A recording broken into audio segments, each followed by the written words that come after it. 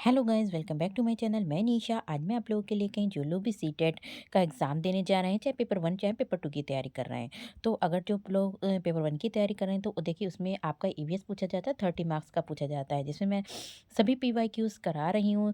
जो लोग भी पहली बार एग्ज़ाम दे रहे हैं या फिर सेकेंड अटैम्प्ट है, तो वो ये पीवाईक्यूज ज़रूर देखें, ताकि आप लोगों का एग्ज़ाम अच्छे से क्लियर हो सके और ताकि आप लोगों को कॉन्सेप्ट भी समझ में आ जाए कि किस तरीके के एग्जामिनर क्वेश्चन पूछे जाते हैं, क्या क्या आपका कॉन्सेप्ट पूछा जाता है। तो चलिए स्टार्ट करते हैं। इसमें मैं काफ़ी जितने भी पीवाईक्यूज़ हैं, आपके 2011 से लेके 2024 तक वो आपको मैं कराऊँगी, और बाकी जो भी 2024 तक के रह जाएँगे वो नेक्स्ट वीडियो में मैं कराऊँगी। तो चलिए स्टार्ट करते हैं। तो यहाँ पर हमारे एनवायरमेंटल स्टडी, जिसे हम बोलते हैं इंग्लिश में एनवायरमेंटल स्टडी बोलते हैं और हिंदी में पर्यावरण अध्ययन बोलते हैं। तो देखिए ये एग्ज़ाम हमारा हुआ था वो 2011 में हुआ था। फर्स्ट जो हमारा फर्स्ट एग्ज़ाम हुआ था सीटेट का, वो उसके क्वेश्चन है। तो चलिए स्टार्ट करते हैं। यहाँ पे कह रहे हैं कि दत्त कार्य के संबंध में निम्नलिखित में से कौन सा कथन सही है। देखिए दत्त कार्य जिसे क्या किसे बोलते हैं, असाइनमेंट को बोलते हैं, ठीक है। तो उसके संबंध में कह रहे हैं कि निम्नलिखित में से कौन सा कथन सही है। तो यहाँ पे 4 ऑप्शन दे रखे हैं, तो इसमें जो सही कथन है वो आपका क्या है। तो दत्तकार बच्चों को सूचना खोजने, देखिए दत्तकार से क्या होता है, दत्तकार क्या होता है, तो असाइनमेंट बच्चों को हम जब कभी देते हैं कि बच्चे आप लोग असाइनमेंट तैयार करके लाइएगा, मैंने उनको टॉपिक बता दिया है, ठीक है, तो टॉपिक बता देते हैं, तो बच्चे क्या करते हैं उस टॉपिक पे या फिर असाइनमेंट तैयार करके लाते हैं, खोजते हैं। तो दत्तकार से क्या होता है, बच्चों में सूचना खोजने, अपने विचारों का निर्माण करने, ठीक है। दत्तकार में कभी कभी ऐसा होता है कि वो अपनी थिंकिंग, जो भी उनके विचार होते हैं उनको भी लिख देते हैं, और उन्हें उच्चारित करने का अवसर प्रदान होता है। देखिए दत्तकार जब हम बच्चों को देते हैं, तो इससे कोई भी टॉपिक दे दिया कि मान लीजिए कि आप लोग एक टॉपिक पे, इस टॉपिक पे मान लीजिए कोई टॉपिक दे दिया, तो बच्चों को बता दिया कि इस टॉपिक पे आपको लिखना है, तो बच्चे क्या करेंगे, उस टॉपिक को सर्च करेंगे, फिर उनको लिखेंगे, किस में लिखेंगे, अपने विचारों से, अपने थिंकिंग से लिखेंगे, विचारों से लिखेंगे, और उन्हें उच्चारित यानी कि प्रोनाउंसिएशन भी करने के क्या मिलेंगे, अवसर प्रदान करता है।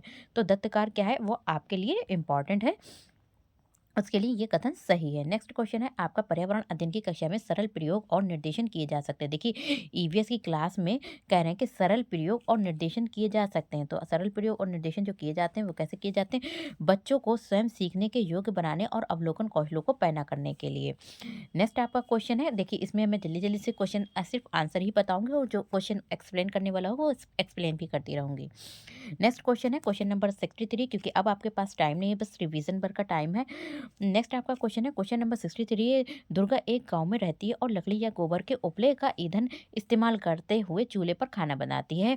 पिछले 3 महीने से उसे तेज खांसी आ रही, इसका कारण क्या हो सकता है। तो इसका कारण क्या है, तो इसका कारण ये है कि जलते हुए ईंधन से उत्पादित काला धुआं जो उसके श्वसन नली में जमा हो, ईंधन के जलने से उत्पादित कार्बन मोनोऑक्साइड जाके उसके श्वसन नली में जमा हो गई। तो देखिए इसमें आंसर दे रखा है थर्ड, लेकिन यह आपका रॉन्ग है। इसमें जो आंसर है वो आपका क्या है, ईंधन के जलने से उत्पादित कार्बन मोनोऑक्साइड। देखिए जब कोई भी चीज़ जलाते हैं तो उससे कौन सी गैस निकलती है, तो कार्बन मोनोऑक्साइड निकलती है, तो उसकी जाके श्वासन नली में क्या हो गई, जम गई होगी।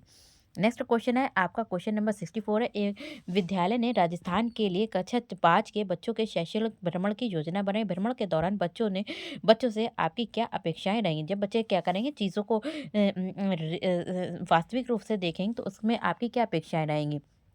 तो उसमें क्या है, उन्हें ध्यान से अवलोकन करना चाहिए। हम बच्चों से ये भी कह सकते हैं कि जब बच्चे चीज़ों को देखने जा रहे हैं, तो हम उनसे कह सकते हैं कि जो भी चीज़ें आप लोग देख रहे हैं उनको ध्यान से देखिए, ठीक है, ध्यान से देखिए, टिप्पणियाँ दर्ज कीजिए, और बाकी बच्चों तथा शिक्षक के साथ अवलोकन को बांटना चाहिए। देखिए क्या करेंगे, और जो भी बच्चों को नहीं समझ में आ रहा है, तो बच्चों से कहेंगे कि आप उस पर क्वेश्चन भी कर सकते हो, पूछ सकते हो।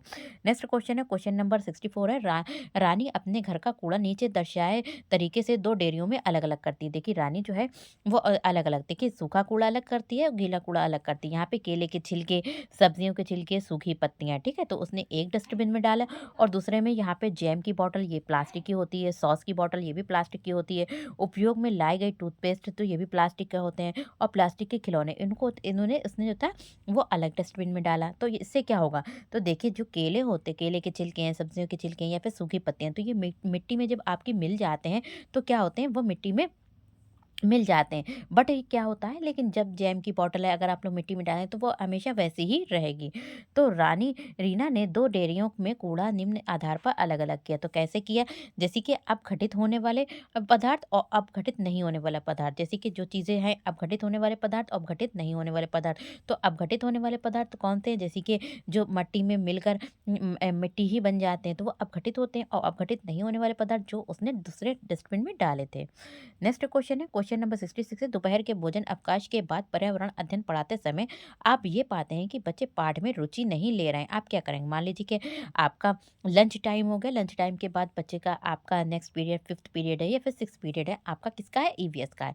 अब बच्चे क्या है, लंच के बाद उन्होंने खेला कूदा, उसके बाद क्या किया, जब स्टडी का पीरियड लगा तो वहाँ पर वो स्टडी नहीं कर रहे हैं। तो अब एक टीचर होने के नाते यहाँ पर आप क्या करेंगे? तो यहाँ पर आप करेंगे, पाठ को रोचक बनाने के लिए बहुआयामी बुद्धि पर आधारित दृश्य श्रव्य सामग्रियों का प्रयोग करें। तो यहाँ पर क्या करेंगे, बहुबुद्धि जो सिद्धांत दिया था, हार्वर्ड कर्नल ने जो सिद्धांत दिया था उसके अकॉर्डिंग जो है, उसके आधार पर बच्चों को हम क्या करेंगे, दिखाने वाले ऑडियो विजुअल एड्स का प्रयोग करेंगे, ताकि बच्चों का इंटरेस्ट बढ़े और बच्चे पढ़ाई में आकर्षित हों, पढ़ाई की तरफ। नेक्स्ट क्वेश्चन है आपका, पर्यावरण अध्ययन के शिक्षक के रूप में आप बच्चों को चिड़ियाघर ले जाने की योजना बनाते हैं। आप बच्चों को निम्नलिखित में से कौन सी गतिविधि करने की अनुमति नहीं देंगे? देखिए, ईवीएस आप पढ़ा रहे हैं बच्चों को, आप चाहते हैं कि बच्चों को हम ज़ू यानी कि चिड़ियाघर ले जाएँ और उसके लिए क्या एक प्लानिंग करते हैं, ठीक है? और आप बच्चों को निम्नलिखित में से कौन सी गतिविधियाँ करने की अनुमति नहीं नहीं देंगे? तो आप क्या कहेंगे, बच्चों को ये गतिविधि ना करें। तो चिड़ियाघर के जानवरों के लिए बहुत सारी खाने की चीज़ें यानी कि सामान ना ले जाने की अनुमति नहीं देंगे। मान लीजिए कि बच्चे कहें कि हम वहाँ पर शेर है तो मैं शेर को ये खिलाऊँगा, हाथी को ये खिलाऊँगा, तो वहाँ पर हम चीज़ों की अनुमति ले जाने की नहीं दे सकते हैं। नेक्स्ट क्वेश्चन है, क्वेश्चन नंबर 68 है, बीज अंकुरण की अवधारणा को इस तरह सबसे बेहतर तरीके से पढ़ाया जा सकता है। देखिए, बच्चों को हम बीज अंकुरण के बारे में पढ़ाना चाहते हैं, बीज अंकुरण के कॉन्सेप्ट को। तो सबसे बेहतर तरीका क्या हो सकता है? तो सबसे बेहतर तरीका ये हो सकता है कि बीज को बोने, अंकुरण के विभिन्न चरणों का अवलोकन करने और उनका चित्र बनाने की गतिविधियों को बच्चों को निष्पादित करने के लिए कहना। नेक्स्ट क्वेश्चन है, क्वेश्चन नंबर 69 है, मीरा और दिव्या 2 छोटी लड़कियां हैं। मीरा समोसे, कटलेट और डबल रोटी खाना पसंद करती है, जबकि दिव्या ऐसा भोजन पसंद करती है जिसमें लौह तत्व की कमी है, यानी कि विटामिन जिसमें जो है आयरन की कमी है। मीरा और दिव्या को होने वाली बीमारियां कौन-कौन सी होंगी? तो देखिए, एक को तो मोटापा हो जाएगा, क्योंकि वो जो है मोटापा किसे होगा, जो कटलेट है, डबल रोटी है, समोसे हैं, ये सब खा रहे हैं। जबकि जो ऐसा भोजन खाती हैं जिसमें जो है लौह तत्व की कमी है, एनीमिया, तो मोटापा और एनीमिया हो जाएगा। नेक्स्ट क्वेश्चन है, क्वेश्चन नंबर 70 है, नींबू साधारण पानी में डूब जाता है लेकिन नमकीन पानी में तैरता रहता है, क्यों? देखिए, नमकीन पानी का घनत्व साधारण पानी के घनत्व से अधिक होता है।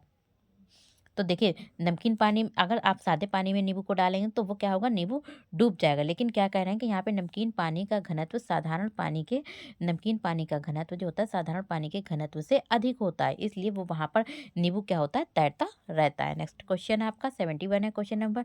तो यहाँ पे कहें कि पके हुए चावल रेफ्रिजरेटर में अपेक्षाकृत लंबे समय तक परिरक्षित किए जा सकते। देखिए, पके हुए चावल होते हैं, आप लोग खाना बनाते हैं तो कभी कभी क्या होता है, रेफ्रिजरेटर या फ्रिज में रख देते हैं, तो वहाँ पर वो बहुत टाइम के लिए सही रहते हैं। तो इसका क्यों, ऐसा क्यों है? तो यहाँ पर कह रहे हैं कि कम तापमान पर रोगाणु क्या होते हैं, जैसे कि यहाँ पे कम तापमान पर टेम्परेचर पर जो रोगाणु होते हैं वो निष्क्रिय हो जाते हैं।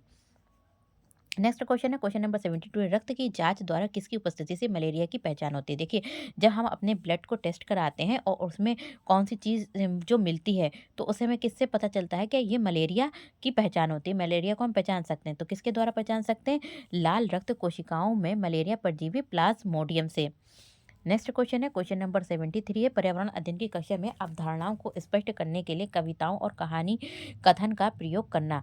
तो पर्यावरण अध्ययन की कक्षा, देखिए ईवीएस की कक्षा में में जो भी कॉन्सेप्ट होता है, ईवीएस को बच्चों को पढ़ा रहे हैं, जो भी कॉन्सेप्ट है उसको हम चाहते हैं कि बच्चों के सामने एक्सप्लेन करें अच्छे से।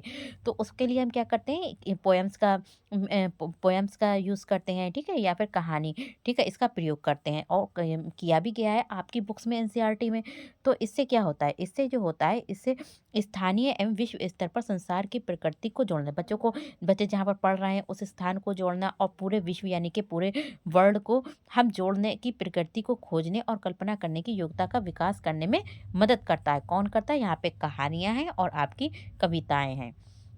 नेक्स्ट क्वेश्चन है, क्वेश्चन नंबर 74 है, किसके नेतृत्व में चिपको आंदोलन को बल मिला था? तो किसके नेतृत्व में मिला था? तो सुंदरलाल बहुगुणा के नेतृत्व में चिपको आंदोलन को क्या मिला था? बल मिला था। नेक्स्ट क्वेश्चन है, क्वेश्चन नंबर 75, विटामिन ऐसे पदार्थ हैं जो जो हीनता जन्य रोगों को से बचाव करने के लिए थोड़ी ही मात्रा में आवश्यक होते हैं। देखिए विटामिन हमारे बॉडी के लिए बहुत ही ज़रूरी हैं। तो ये कह रहे हैं कि ये हीनता जन्य रोग जो कुछ विटामिन जो होते हैं, हम रोगों से भी बचाते हैं, तो थोड़ी मात्रा में भी क्या होते हैं? ज़रूरी होते हैं, आवश्यक होते हैं। नेक्स्ट क्वेश्चन है, क्वेश्चन नंबर 76 है, ग्रामीण क्षेत्रों में गाय के गोबर में झोपड़ी की दीवारों और फर्श को लीपा जाता है। देखिए गाँवों में कह रहे हैं कि गाँव में ऐसे घर होते हैं जो मिट्टी के बने हुए घर होते हैं, तो उनको जो होता है गोबर गाय के गोबर से, ठीक है, मिट्टी के घर जो होते हैं, झोपड़ी की जो भी दीवारें होती हैं उन और या फिर फर्श होता है, ठीक है, तो वहाँ पर उनका जो फ्लोर होता है उनको किससे जो है लेसा जाता है, मतलब फर्श को लीपा जाता है, तो किससे किस लिए लीपा? चिकना और साफ बनाने के लिए। तो यहाँ पे कीटों को दूर रखने के लिए, किससे? कीटों को दूर रखने के लिए।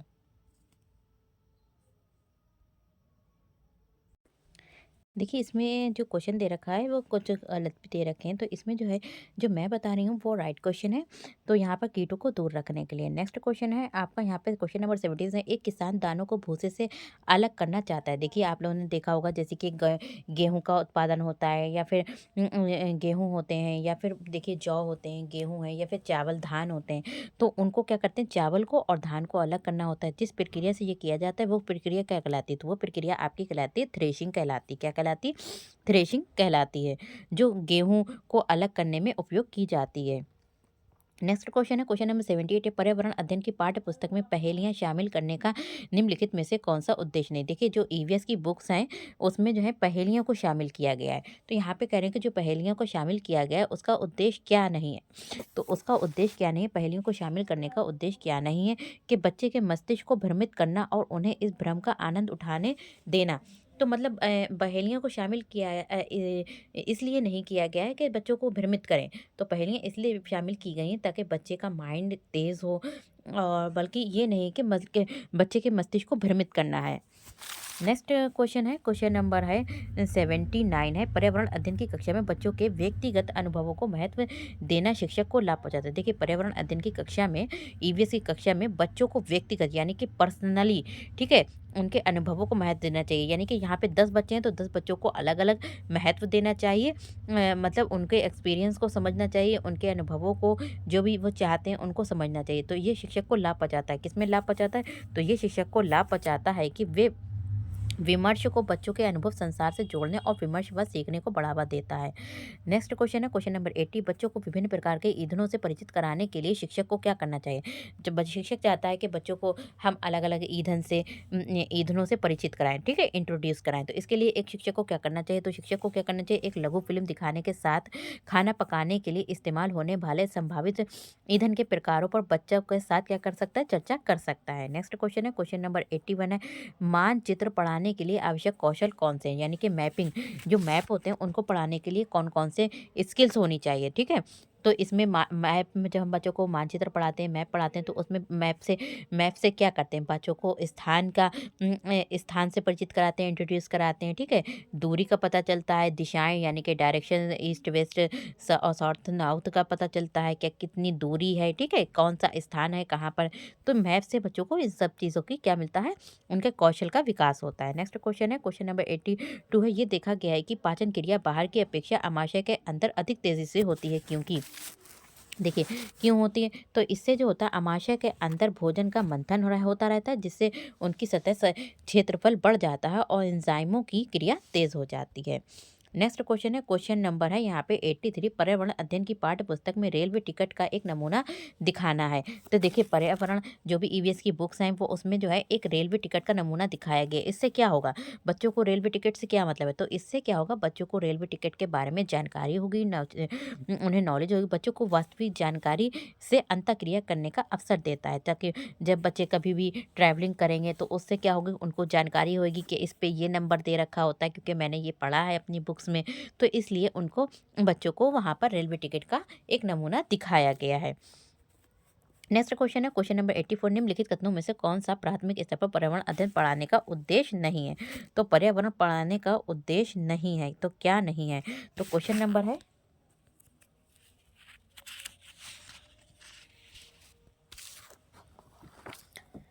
तो यहाँ पे क्या उद्देश्य नहीं है। तो बच्चों पर आकलन के लिए शब्दावली और परिभाषाओं को बोझ डालना।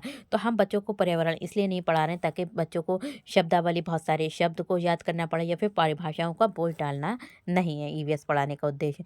नेक्स्ट क्वेश्चन है, क्वेश्चन नंबर 85 है, भैंस की पीठ पर अक्सर बुगला एग्रेट यानी कि पक्षी बैठा दिखाई देता है। ऐसा इसलिए होता है क्योंकि बगुला जो होता है, तो ऐसा किस लिए होता है? तो इसलिए होता है बगुला भैंस की पीठ पर परजीवी कीट खाता है। ठीक है, परजीवी कीट खाता है, वो उसे भैंस को वहाँ पर नुकसान भी नहीं पहुँचाता है और उसका जो भी होता है उसका भी पेट भर जाता है। नेक्स्ट क्वेश्चन है, 86 निम्नलिखित में से कौन सा प्राथमिक विद्यालय में पर्यावरण अध्ययन पढ़ाने का उद्देश्य निरूपित है? तो प्राथमिक विद्यालय में हम बच्चों को क्या पढ़ाते हैं? ईवीएस पढ़ाने का उद्देश्य निरूपित है। तो किस लिए किस लिए? तो ये जो उद्देश्य है वो निरूपित करता है, किसे करता है?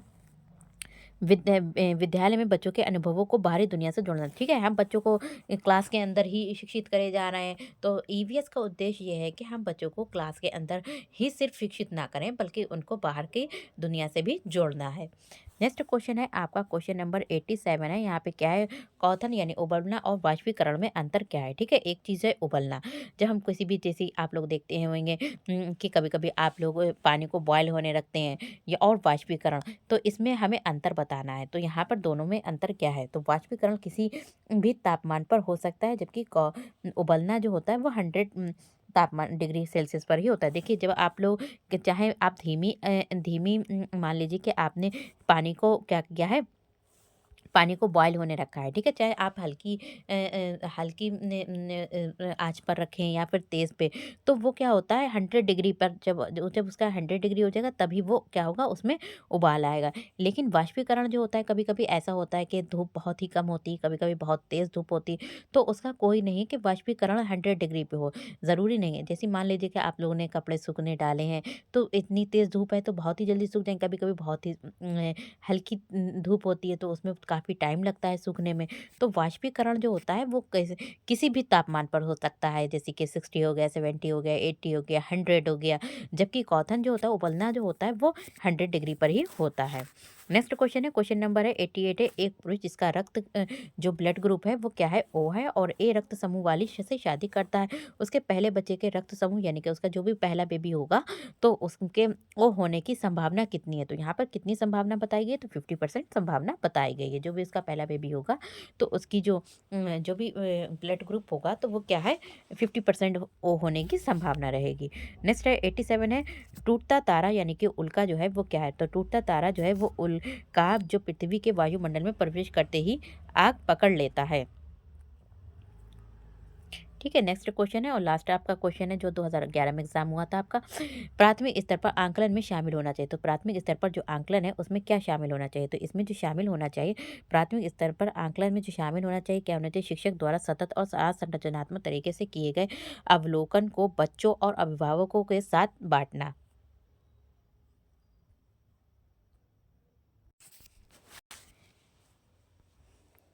चलिए नेक्स्ट क्वेश्चन करते हैं। ये जो हमारा एग्जाम हुआ था वो 2012 में हुआ था। तो इसमें क्वेश्चन नंबर 61 है कि पर्यावरण अध्ययन की पाठ्य पुस्तकों में अभ्यास एवं गतिविधियों डैश को उपलब्ध कराना चाहिए। देखिए, ईवीएस की पाठ्य पुस्तकों में कह रहे हैं कि जो भी एक्सरसाइज है और जो भी एक्टिविटीज़ हैं उनको उपलब्ध कराना चाहिए। तो कब उपलब्ध कराना चाहिए? प्रकरणों में अंतर्निर्मित उपलब्ध कराना चाहिए। तो क्वेश्चन नंबर इसका बी ऑप्शन राइट हो जाएगा। नेक्स्ट क्वेश्चन है आपका, क्वेश्चन नंबर है 62, पर्यावरण अध्ययन के शिक्षकों को, देखिए जो भी ईवीएस के टीचर हैं उनको क्या करना चाहिए? तो पर्यावरण अध्ययन के शिक्षकों को विशेषता प्रयोगों पर ध्यान देना चाहिए। किस पर ध्यान देना चाहिए? विशेषता, ज़्यादातर प्रयोगों यानी कि जो भी प्रयोग हैं, प्रयोगों पर ध्यान देना चाहिए। नेक्स्ट क्वेश्चन है, क्वेश्चन नंबर 63 है, प्राथमिक स्तर पर बच्चों का आंकलन करने का सर्वोत्कृष्ट तरीका क्या है? देखिए, प्राथमिक स्तर पर बच्चों के आंकलन, बच्चों का हम चाहते हैं उनका असेसमेंट करने का सर्वोत्कृष्ट सर्वश्रेष्ठ तरीका क्या है? तो ये बताना है का प्रयोग करना। तो कौन सा है? तो यहाँ पे सर्वोत्कृष्ट जो तरीका है वो क्या है? पोर्टफोलियो है। नेक्स्ट आपका क्वेश्चन है, क्वेश्चन नंबर 64 है, एक शिक्षक पढ़ाते समय सिर्फ दृश्य सामग्री यानी कि ऑडियो विजुअल एड्स का एवं शारीरिक गतिविधियों का यानी कि जो भी उसका फिजिकल जो है बॉडी का प्रयोग कर रहा है, मूवमेंट करता है, ठीक है? तो क्योंकि ये इससे क्या होता है, इससे अधिगम वृद्धि में अधिकतम इंद्रियों का उपयोग करते हैं। देखिए, नेक्स्ट क्वेश्चन है, क्वेश्चन नंबर 65 है, सीमा प्रत्येक पाठ को रटकर तुरंत सीख लेती है, जबकि लीना पर चर्चा एवं ब्रेन स्टॉर्मिंग मस्तिष्क आलोडन के बाद प्रत्येक पाठ को समझती है। तो ये डैश की विकासात्मक सिद्धांत की ओर संकेत करता है। तो ये विकासात्मक सिद्धांत की किस ओर संकेत करता है? तो इसमें जो है इन बच्चों में क्या है, व्यक्तिगत विभिन्नता पाई जाती है। क्या पाई जाती है? व्यक्तिगत विभिन्नता पाई जाती है। देखिए, एक को मान लीजिए कि जो भी मैं क्वेश्चन करा रही हूँ, किसी को बहुत अच्छे से समझ आ रहा है, किसी को नहीं समझ में आ रहा है, थोड़ी देर से समझ में आ रहा है, तो उन दोनों में क्या है, पाई जाएगी, व्यक्तिगत विभिन्नता पाई जाएगी। नेक्स्ट आपका क्वेश्चन है, क्वेश्चन नंबर 66 है, डैश के अलावा निम्नलिखित पर्यावरण अध्ययन पढ़ाने की विधियां। देखिए, इसमें से एक जो है वो पर्यावरण अध्ययन पढ़ाने की विधि नहीं है, बल्कि सब पर्यावरण अध्ययन पढ़ाने की विधियां हैं। तो कौन सी पर्यावरण? तो व्याख्यानों द्वारा स्पष्ट करना। तो व्याख्यानों द्वारा यानी कि हम उनको व्याख्या नहीं कर सकते, पर्यावरण को पढ़ाने के लिए व्याख्यानों द्वारा स्पष्ट करने की, तो ये जो है वो पर्यावरण पढ़ाने की विधि नहीं है। बाकी सब आपकी समस्या है, सहयोगात्मक है और अधिगम है और निर्देशित खोज है। तो ये सभी क्या है, पर्यावरण अध्ययन पढ़ाने की विधियां हैं। नेक्स्ट क्वेश्चन है, क्वेश्चन नंबर 67, पर्यावरण अध्ययन की कक्षा में संकल्पनाओं को स्पष्ट करने के लिए कविताओं और कहानी कथन का प्रयोग करना। देखिए, ईवीएस में ज़्यादातर क्या हुआ है, आपकी कहानियों का लिया गया है और कविताओं का यूज़ करके, मतलब उनका प्रयोग करके बच्चों को समझाया गया है। तो ये क्या करता है, सहायता करता है। तो ये किस में सहायता करता है? देखिए, जब हम बच्चों को कहानी के द्वारा समझाते हैं या फिर कविता के द्वारा, तो बच्चे अच्छे तरीके से समझ जाते हैं। तो ये किस में सहायता करता है? तो स्थानीय एवं शैक्षिक। देखिए, ये क्वेश्चन इससे पहले के एग्जाम में भी पूछा गया। तो बच्चों को क्या आता है, स्थानीय एवं वैश्विक स्तर पर संसार की प्रकृति को खोजने और कल्पना करने की योग्यता को क्या करता है, बढ़ावा देता है। नेक्स्ट क्वेश्चन है, क्वेश्चन नंबर, डिसलेक्सिया मुख्यतः डैश की समस्या के साथ संबंधित है। देखिए, डिसलेक्सिया, तो डिसलेक्सिया जो है वो किससे संबंधित है? तो डिसलेक्सिया जो है वो पढ़ने से संबंधित है। इसमें बच्चा जो होता है, बच्चा बच्चा क्या करता है? तो बच्चा, जैसे मान लीजिए ये लिखा है सा, ठीक है, और यहाँ पे लिखा है वॉज, तो बच्चा जो होता है इसमें कंफ्यूज हो जाता है। देखिए, वर्ड भी क्या है, तो 3 लेटर हैं, दोनों में 3-3 लेटर हैं, ठीक है। बस इसमें क्या है, एक इधर से लेटर का और एक इधर से लेटर चेंज है, बट बच्चा क्या होता है, सा को वॉस पढ़ता है, वॉस को क्या पढ़ता है, सा पढ़ता है। तो यहाँ पर बच्चे को पढ़ने में कठिनाई होती है, उनको लेटर्स को पहचानने में कठिनाई होती है, तो इसलिए यहाँ पर जो होता है इसे कहते हैं डिसलेक्सिया, ठीक है। नेक्स्ट क्वेश्चन है, क्वेश्चन नंबर मान लीजिए कि जैसे कि यहाँ पर दे भी रखा है 69, सहयोगात्मक अधिगम से, यानी कि बच्चे जो होते हैं साथ में पढ़ते हैं, सहयोग करके, कोऑपरेट करके। सहयोगात्मक अधिगम में पुराने एवं अधिक दक्ष शिक्षार्थी छोटे एवं कम कुशल शिक्षार्थियों का आंकलन करते हैं, इसका परिणाम है। देखिए, सहयोगात्मक अधिगम क्या होता है, आपको यही समझाना है कि पहले सहयोगात्मक अधिगम में पुराने और अधिक समय वाले छोटे छात्र व कम कुशल छात्र विद्यार्थियों का आकलन करते हैं। इसका मुख्य कारण है कि अधिक उपलब्धि कर चुके होते हैं या फिर अपना अज्ञान। तो यहाँ पे सहयोगात्मक अधिगम यानी कि कोऑपरेट होकर लर्निंग करना, ठीक है, सहयोगात्मक अधिगम में। देखिए, बड़े आपके जूनियर जो सीनियर होते हैं, सीनियर बच्चे जो होते हैं वो क्या करते हैं, जूनियर छोटे बच्चों का, बड़े बच्चे छोटे बच्चों की क्या करते हैं, उनके कुशल विद्यार्थियों का आंकलन करते हैं, ठीक है। दक्ष विद्यार्थी, जो दक्ष विद्यार्थी हैं, अच्छे विद्यार्थी हैं, पढ़ने में भी दक्ष हैं, तो वो क्या करते हैं, अपने से छोटे बच्चों का एवं कुशल विद्यार्थियों का क्या करते हैं, असेसमेंट करते हैं। तो इसका परिणाम क्या होता है? तो इसका परिणाम ये होता है कि उच्च उपलब्धि और स्वगरिमा। तो इससे जो होती है बच्चों की उच्च उपलब्धि के बारे में पता चलता है, उनकी स्वगरिमा के बारे में पता चलता है। नेक्स्ट क्वेश्चन है, क्वेश्चन नंबर 70 है, अल-बुरूनी जिस देश से आया था उसका नाम क्या था? तो अल-बुरूनी जिस देश से आया था, उज़्बेकिस्तान से आया था। अल-बुरूनी कहाँ से आया था? उज़्बेकिस्तान से आया था। और अल-बुरूनी ने एक पुस्तक लिखी थी जिसका नाम है तहकीए तारीख़ हिंद। अल-बुरूनी ने कौन सी पुस्तक लिखी थी? तारीख़ हिंद पुस्तक लिखी थी। नेक्स्ट क्वेश्चन है, क्वेश्चन नंबर 71 है, यहाँ पे कह रहे हैं कि नीचे किसी एक्सप्रेस ट्रेन के मार्ग के रेलवे टाइम टेबल का कुछ अंश दिया गया है। तो देखिए, यहाँ पे क्रम संख्या दे रखी है, स्टेशन का नाम दे रखा है, क्रम संख्या है, स्टेशन का नाम, पहुंचने का समय, प्रस्थान का समय, दूरी और दिन दे रखे हैं। तो यहाँ पर क्या किया गया है कि उपयुक्त सूचना के आधार पर सूरत और मंड गांव के बीच की दूरी तथा ट्रेन द्वारा इस दूरी को तय करने में लगा समय क्रमशः है। तो इसमें जो लगा समय है वो कितना है?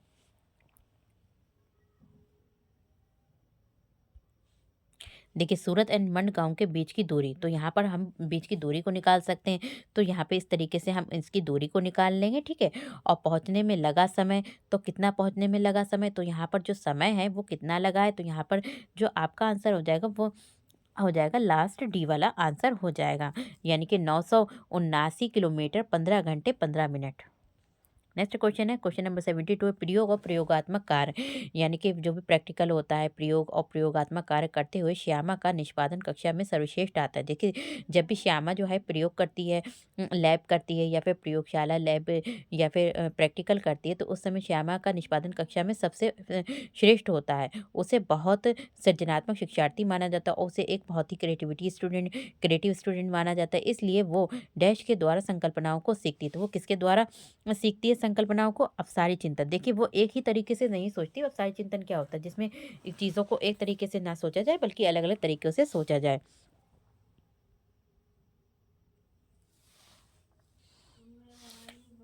नेक्स्ट क्वेश्चन है क्वेश्चन नंबर 73 कक्षा में एक प्रभावी शिक्षण अधिगम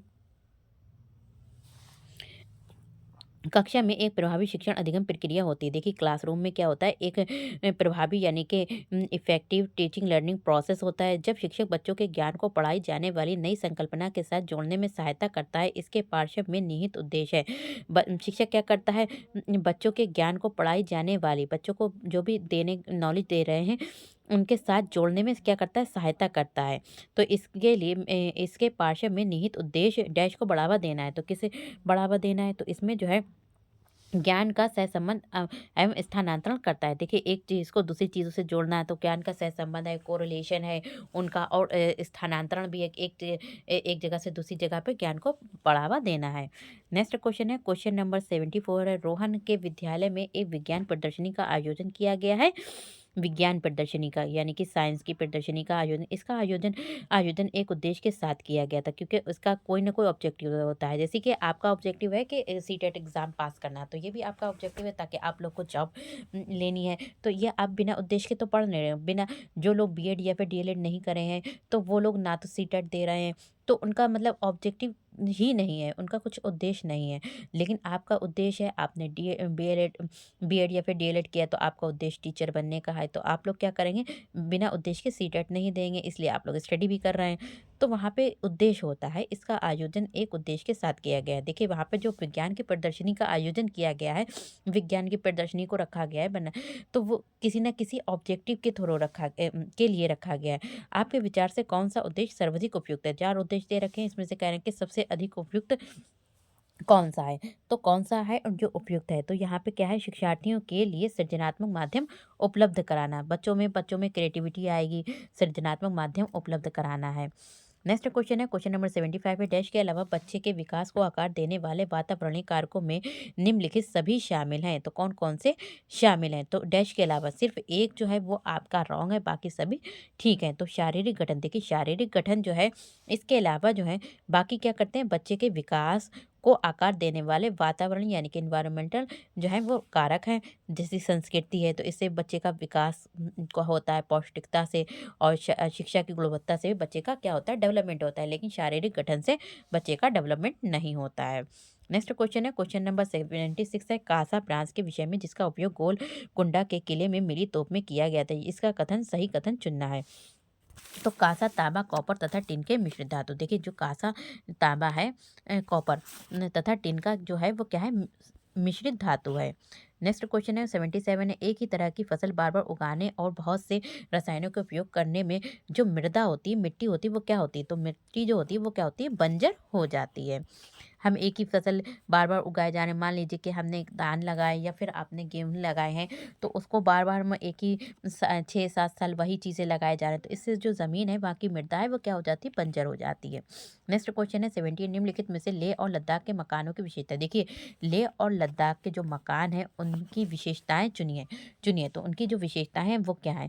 तो लेह और लद्दाख के मकानों की जो विशेषताएं हैं वो क्या है? तो इसमें जो है जैसे कि पेड़ के तनों से बनी लकड़ी की ढालू छतें होती हैं। तो बी कह रहे हैं कि निचली मंजिल में कोई खिड़की नहीं होती। पत्थर मिट्टी और चूने से बनी मोटी दीवारें होती हैं और डी कह रहे हैं कि फर्श लकड़ी के फर्श होते हैं। तो यहाँ पे हमें मकानों की विशेषताएं देखनी है तो कौन कौन सी होती हैं? तो यहाँ पे मकानों की जो विशेषताएं वो क्या है C D B C D है। ठीक है बी है सी है और डी है। निचली मंजिल में कोई खिड़की नहीं होती। 2 मंजिल मकान होते हैं जिसमें निचली मंजिल में कोई खिड़की नहीं होती। यहाँ पे दूसरा कह रहे हैं कि पत्थर मिट्टी और चूने से बनी मोटी दीवारें होती हैं लेह और लद्दाख दोनों में और लकड़ी के फर्श होते हैं लेह और लद्दाख में।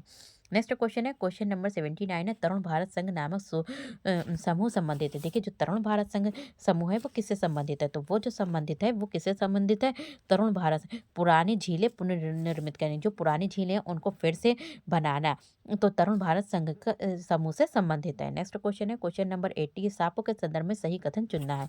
तो सांपों के संदर्भ में सही कथन क्या है, जैसे कि हमारे देश में केवल 4 तरीके के जहरीले सांप पाए जाते हैं, तो यहाँ पे कह रहे हैं, तो बिल्कुल सही है, हमारे देश में 4 तरीके के क्या पाए जाते हैं, सांप पाए जाते हैं। नाग, कोबरा जहरीले सांपों का एक प्रकार है, तो ये भी सही है कि नाग जो कोबरा है वो जहरीले सांपों का एक प्रकार है। और सी कह रहे हैं यहाँ पे कि जहरीले सांप के 4 खोखले दाँत होते हैं, तो ये बिल्कुल गलत है। जहरीले सांप के 4 नहीं बल्कि 2 खोखले दाँत होते हैं। तो कितने होते हैं, 4 नहीं होते हैं, बल्कि कितने होते हैं, 2 खोखले दाँत होते हैं। जब सांप किसी व्यक्ति को काटता है तो जहर इन खोखले दाँतों से उनके शरीर में, तो ये रॉन्ग है। बाकी आपका डी क्या है, सांप के कांटे की दवाई सांप के जहर से ही बनाई जाती है। तो ए, बी और डी आपका राइट आंसर है। तो यहाँ पर आपका आंसर हो जाएगा A, B, D.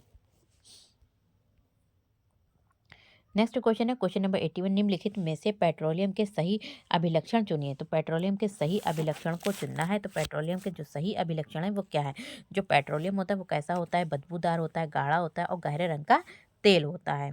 Next question है, 82 है, निम्नलिखित में से कौन से रोगों का वो समूह चुनिए जो मच्छरों से फैलता है। तो रोगों का वो समूह जो मच्छरों से फैलता है, तो मच्छरों से कौन कौन से फैलता है, dengue, malaria, chikungunya. Dengue, malaria, chikungunya जो है वो किससे फैलता है, वो आपका मच्छर से फैलता है।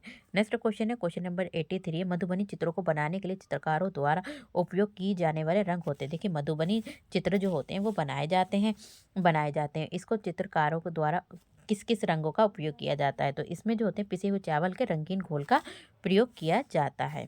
नेक्स्ट क्वेश्चन है, क्वेश्चन नंबर 84 है, एक पब्लिक स्कूल में प्रत्येक कक्षा में लगभग 2 से 3 बच्चे आवश्यकता वाले हैं, यानी कि विशेष आवश्यकता वाले हैं, जैसे उनमें कुछ कमी है, तो कुछ बच्चे शारीरिक या फिर मानसिक रूप से विकलांग हैं, कुछ बच्चे तो वो जो फिजिकली ही मतलब क्या है विकलांग है, कुछ मानसिक रूप से मेंटल रूप से विकलांग बाधित हैं, तो ये बच्चे अन्य बच्चों के साथ उसी कक्षा में एक साथ पढ़ रहे हैं। ठीक है, बच्चों में कमी है फिर भी वो नॉर्मल बच्चों के साथ ही पढ़ रहे हैं, तो उपयुक्त पब्लिक स्कूल निम्नलिखित में से किसका अनुपालन कर रहे हैं, मतलब वो बच्चे भी पढ़ रहे हैं और नॉर्मल बच्चे भी पढ़ रहे हैं, तो इसका मतलब है कि वो जो स्कूल है वो समावेशी शिक्षा का अनुपालन कर रहा है। तो question number option A right हो जाएगा आपका। नेक्स्ट आपका क्वेश्चन है, क्वेश्चन नंबर 85 है, घर्षण के विषय में चर्चा करते समय एक शिक्षिका ने इस संकल्पना की व्याख्या करते हुए बहुत से उदाहरण दिए। इसमें से कुछ ऐसे उदाहरण जिनमें घर्षण हमारे दैनिक जीवन में उपयोगी, इस उस शिक्षिका ने कक्षा में नीचे दिए कक्षा में दिए गए नीचे दिए कक्षा में दिए जो नीचे दिए गए हैं, तो क्या है, जैसे कि हम पेन की जैसे कि सॉरी तो जैसे कि आप लोग जब पेन की नोक से लिखते हैं और कागज़ के बीच क्या होता है, एक घर्षण के कारण ही लिख पाते हैं। ठीक है, अगर घर्षण ना हो, अगर बिल्कुल टच उसे नहीं करेगा तो आप क्या क्या लिख पाएंगे, नहीं लिख पाएंगे। दूसरा कह रहे हैं कि हम फर्श पर पैरों और हमारे पैरों और फर्श के बीच में भी घर्षण होता है, देखिए दोनों एक दूसरे को टच करते हैं, घर्षण भी होता है, तो उसके कारण ही चल पाते हैं। सी कह रहे हैं कि और ऊर्ध्वाधर ऊपर फेंकी गई गेंद घर्षण के कारण ही हमारे पास वापस लौटती है। और डी कह रहे हैं कि घर्षण के कारण हम किसी गतिशील वाहन को ब्रेक लगाकर रोकते हैं घर्षण के कारण। तो कौन कौन से इसमें सही हैं, तो इसमें जो कौन कौन से हमारे सही हैं, तो हमारा डी, ए, बी सही है। तो कौन सा है, हमारा डी सही है, ए सही है और बी सही है। आपका सी क्या है, ये रॉन्ग है, क्योंकि आपका क्या है, रॉन्ग है। नेक्स्ट क्वेश्चन है, क्वेश्चन नंबर 86 है, एक पश्मीना शॉल लगभग, देखिए एक पश्मीना शॉल जो है वो लगभग साधारण स्वेटरों के बराबर गर्म होती है। कह रहे हैं कि जो एक पश्मीना शॉल है वो कितने स्वेटरों के लगभग बराबर गर्म होती है, तो ये जो होती है 6 स्वेटरों के बराबर। मान लीजिए कि यहाँ के 6 स्वेटर, एक पश्मीना शॉल, आपने एक पश्मीना शॉल ओढ़ी तो वो एक, और यहाँ के स्वेटर 6, तो वहाँ की एक पश्मीना शॉल, तो वह 6 स्वेटर के बराबर होती है, तथा इसको बनाने में, पश्मीना शॉल को बुनने में जो समय लगता है वो कितने लगते हैं, 250 आवर्स, यानी कि 250 आवर्स लगते हैं। उसको बुनने में। नेक्स्ट हमारा क्वेश्चन है, क्वेश्चन नंबर 87 है, सरिता की शिक्षिका उसे विभिन्न सामूहिक गतिविधियों में शामिल रखती है, जैसे समूह चर्चा, समूह परियोजना आदि। उसकी शिक्षिका सीखने के किस आयाम का अनुगमन कर रही है? तो उसकी शिक्षिका जो है वो किसके, तो सामाजिक गतिविधियों के रूप में सीखना, क्योंकि बच्चे जो हैं वो समाज के साथ, बच्चों के साथ मिलकर सीख रहे हैं। ठीक है, समूह में सीख रहे हैं, समूह में चर्चा कर रहे हैं, परियोजना कर रहे हैं, तो इससे क्या होगा, बच्चों में सामाजिक विकास होता है। नेक्स्ट क्वेश्चन है, क्वेश्चन नंबर 88 है, नेफेंथिस एक पौधा है जो मेंढकों, कीड़ों, मकोड़ों और चूहे जैसे छोटे जीवों को अपने अंदर फांस कर खा जाता है। हमारे देश में वो पौधा पाया जाता है। देखिए, हमारे देश में वो पौधा कहाँ पाया जाता है? तो वो पौधा जो पाया जाता है नेपेंथिस, हमारे देश में पाया जाता है, इंडिया में मेघालय में पाया जाता है। नेक्स्ट क्वेश्चन है 89 है, उसे चुनिए जो अन्यों से भिन्न है। तो उसे चुनिए जो अन्यों से भिन्न है। तो देखिए, कोयला जो है वो आपका भिन्न है, पैराफिन, मोम है, ग्रीस है, पेट्रोल है। तो ये क्या, कोयला अन्य तीनों से भिन्न है। पैराफिन, मोम, ग्रीस एवं पेट्रोल पेट्रोलियम के उत्पादक हैं, जबकि कोयला क्या है, पेट्रोलियम से नहीं पाया जाता है। नेक्स्ट और लास्ट क्वेश्चन है आपका 2014 का, 2012 का सॉरी। तो बिहार के गाँव में बहुत से किसान अतिरिक्त धन कमाने के लिए मधुमक्खी पालन करके शहद को एकत्रित करने का कार्य करते हैं। मधुमक्खी पालन शुरू करने का सबसे अच्छा समय है। देखिए, जब मधुमक्खी का पालन करने का सबसे अच्छा जो समय होता है वो अक्टूबर से दिसंबर होता है। कौन सा होता है? अक्टूबर से दिसंबर होता है। नेक्स्ट क्वेश्चन है, ये जो हमारा एग्जाम हुआ था वो आपका, ये जो एग्जाम हुआ था वो आपका 2014 में हुआ है। तो चलिए इन क्वेश्चंस को भी देख लेते हैं।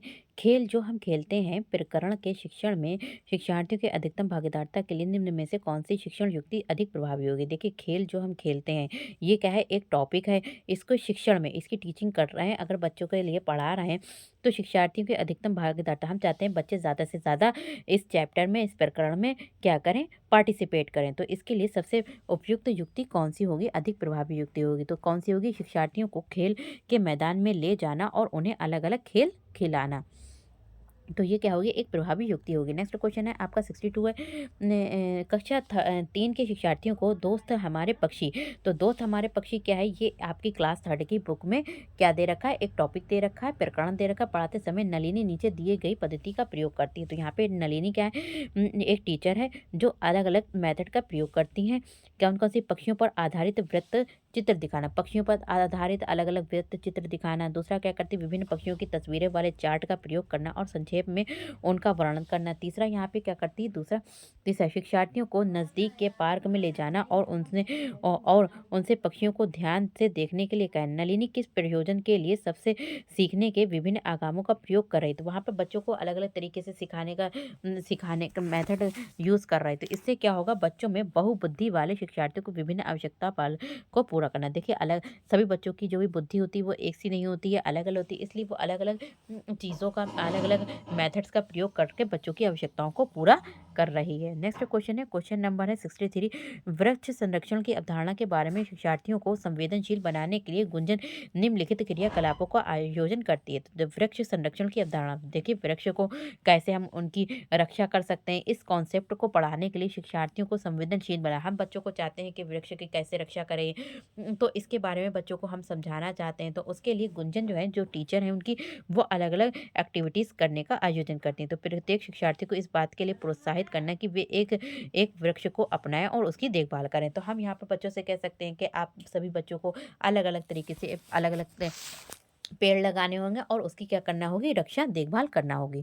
दूसरा हम यहाँ पे कह सकते हैं कि वन संरक्षण पर वाद विवाद प्रतियोगिता का आयोजन करना, जैसे कि वनों का कैसे हम संरक्षित रख सकते हैं, उनकी कैसे केयर कर सकते हैं, उस पर वाद विवाद कर सकते हैं, उस पर डिबेट कर सकते हैं, प्रतियोगिता का वहाँ पर हम आयोजन कर सकते हैं। तीसरा है वृक्षों पर आधारित पोस्ट निर्माण संबंधी प्रतियोगिता का आयोजन करना। और चौथा, शिक्षार्थियों को कटी लकड़ियों के भंडार दिखाना। वंचित उद्देश्य को प्राप्त करने में ऊपर दी गई गतिविधियों में से कौन सी सबसे कम प्रभावी होगी? तो यहाँ पे सबसे कम जो प्रभावी है वो आपकी क्या है? तो यहाँ पर जो सबसे कम प्रभावी है वो आपकी फोर्थ है। जैसे शिक्षार्थियों को कटी हुई लकड़ियों के भंडार दिखाना, तो ये कोई इंपॉर्टेंट नहीं है, इतनी ज़रूरी नहीं है, बाकी तीन आपके ज़रूरी हैं।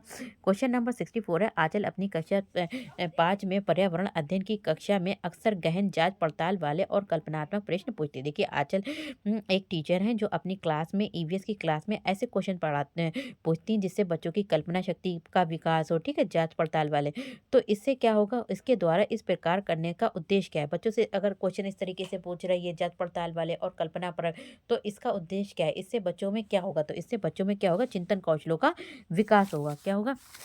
बच्चे थिंकिंग करेंगे तो इससे उनकी जो स्किल्स हैं डेवलप होंगी। ठीक है, चिंतन कौशलों का विकास होगा। नेक्स्ट क्वेश्चन है 64 कक्षा कक्षा 5 के शिक्षार्थियों को यदि ये समाप्त हो जाए पाठ पढ़ाने के बाद शीला प्रकरण के बारे में शिक्षार्थियों की समझ के स्तर को बारे में जानने के लिए एक परीक्षण प्रसारित करती है। देखिए, कक्षा 5 के शिक्षार्थियों को एक टॉपिक पढ़ाया। कौन सा टॉपिक पढ़ाया? यहाँ पे जो टॉपिक है, यदि ये समाप्त हो जाए, इसको पढ़ाने के बाद यहाँ पे शीला जो प्रकरण पढ़ाया उसके बारे में मतलब यहाँ पे बच्चों को आपने कोई टॉपिक पढ़ाया, अब टॉपिक के बारे में पढ़ाने के बाद आप क्या कर रहे हैं, वहाँ पर बच्चों की जांच करना चाहते हैं कि बच्चों को वो टॉपिक कितना समझ में आया, किस स्तर तक समझ में आया।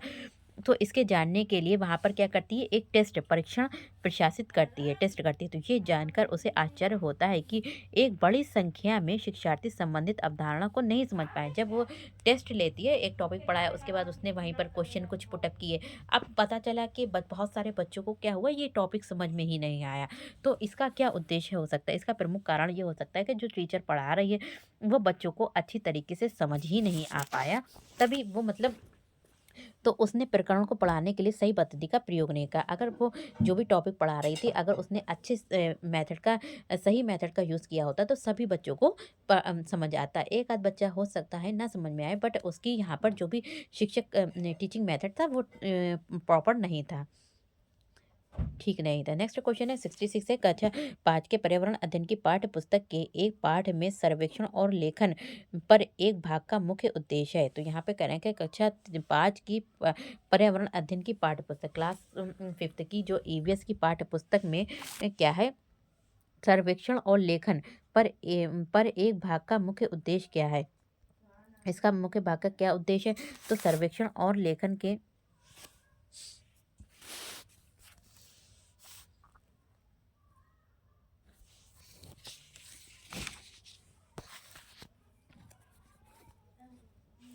तो क्या उद्देश्य है? शिक्षार्थियों को अवसर उपलब्ध कराने की वे चीज़ों को खोजें और सीखें। नेक्स्ट क्वेश्चन है, क्वेश्चन नंबर है यहाँ पे ईवीएस संक्षेपण अर्थ है। तो देखिए, ईवीएस का संक्षेपण में अर्थ क्या है? Environmental studies. नेक्स्ट क्वेश्चन है, क्वेश्चन नंबर 68 है, भारत के मानचित्र में दिल्ली की स्थिति के सापेक्ष हिमाचल प्रदेश की राजधानी शिमला और मध्य प्रदेश की राजधानी क्या है? भोपाल क्रमशः स्थित है। ठीक है, तो ये जो दिल्ली के क्या है, उत्तर और दक्षिण में स्थित है। नेक्स्ट क्वेश्चन है आपका क्वेश्चन नंबर 69 है, निम्नलिखित में से कौन सा प्राथमिक स्तर पर पर्यावरण अध्ययन के शिक्षण का उद्देश्य नहीं है? देखिए, हम बच्चों को ईवीएस पढ़ा रहे हैं तो उसका उद्देश्य क्या नहीं? तो ईवीएस पढ़ाने का क्या उद्देश्य नहीं है? तो शिक्षक कक्ष में कड़े अनुशासन सुनिश्चित करें। हम ये नहीं ईवीएस पढ़ा रहे हैं बच्चों को तो इसका उद्देश्य ये नहीं कि बच्चों को हम ज़्यादा से ज़्यादा इनडिसिप्लिन मतलब कड़े अनुशासन करें बच्चों के साथ। नेक्स्ट क्वेश्चन है, क्वेश्चन नंबर 70 है, कोई डॉक्टर एक मरीज को खाने के लिए कुछ दवाइयाँ लिखता है और साथ ही गुड़, आंवला और हरी पत्तेदार सब्जियां भी जरूर खाने का सुझाव देता है। तो ये मरीज किससे रोग से पीड़ित है? तो इस मरीज में क्या है? एनीमिया रोग से पीड़ित है। नेक्स्ट क्वेश्चन है आपका क्वेश्चन नंबर 71, निम्नलिखित समूह में से उस समूह को चुनिए जिसमें खाना पकाने के तरीके ढंग से दिए गए हैं। तो खाने को हम कैसे कैसे यूज कर सकते हैं, हम खाने को किस तरीके से पका, तो उन्हें खाने को हम कभी-कभी मतलब सेक कर भी खाते हैं, जैसे कि रोटी को हम सेक कर खाते हैं, तल कर जैसे कि हम क्या करते हैं, तल कर कुछ चीज़ें खाते हैं, कुछ चीज़ें हम क्या करते हैं, भून कर खाते हैं। तो तल कर, भून कर और सेक कर हम खाना खाते हैं। नेक्स्ट क्वेश्चन है आपका क्वेश्चन नंबर 72 है, रेगिस्तानी ओक एक पेड़ का नाम है जिसकी जड़ें उस गहराई तक ज़मीन में भीतर जाती हैं जब तक कि वो पानी के तक ना पहुँचे। इस पेड़ की जड़ों की गहराई इस पेड़ की ऊँचाई के लगभग 30 गुनी होती है। ये पेड़ कहाँ पाया जाता है? तो ये पेड़ जो पाया जाता है वो आपका कहाँ पाया जाता है? ऑस्ट्रेलिया में पाया जाता है। कहाँ पाया जाता है? ऑस्ट्रेलिया में पाया जाता है। नेक्स्ट क्वेश्चन है, क्वेश्चन नंबर 73 है, माउंट एवरेस्ट के बारे में सही कथन चुनिए। तो माउंट एवरेस्ट के बारे में जो सही कथन है वो क्या है? ये क्या है? माउंट एवरेस्ट जो पाया जाता है ये नेपाल का एक भाग है और इसकी चोटी की ऊंचाई क्या है? 8900 किलोमीटर मीटर है। नेक्स्ट क्वेश्चन है, क्वेश्चन नंबर है आपका 74 है, 71 यानी कांसे को ब्रास भी बोलते हैं। 2 धातुओं का मिश्रण तो किससे तांबा जो है काज़ा तांबा और टिन से मिलकर बना है। तो काज़ा जो बना है वो किससे बना है? तांबा और टिन से मिलकर बना है। नेक्स्ट क्वेश्चन है आपका क्वेश्चन नंबर 75 है। यहाँ पे कह रहे हैं कि कुछ पक्षी हमारी तुलना में 4 गुनी अधिक दूरी तक को देख सकते हैं। तो ये पक्षी जो होते हैं वो कौन से? बाज है, चील, बाज और गिद्ध। तो चील, बाज और गिद्ध जो है वो हमसे 4 गुना ज़्यादा दूरी तक देख सकते हैं। नेक्स्ट क्वेश्चन है क्वेश्चन नंबर